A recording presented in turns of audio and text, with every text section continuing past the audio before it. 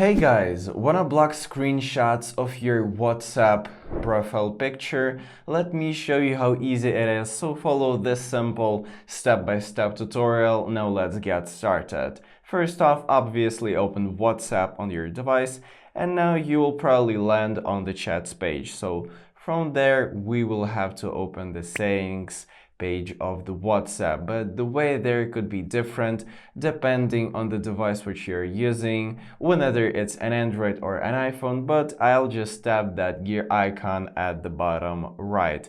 So now when on the settings page, look for this lock icon with the privacy option and just give it a tap. So here look for the profile photo option and simply open it. And now, as you can see, it is set for everyone, so everyone can see your profile photo. You can change it to My Contacts, so only your contacts can see it, or you can even select My Contact Except. You'll be automatically taken to your contacts list. Select the contact you want to restrict and tap Done at the top right. And the final option is nobody, so nobody will be able to see your profile photo. So that's pretty much it, guys.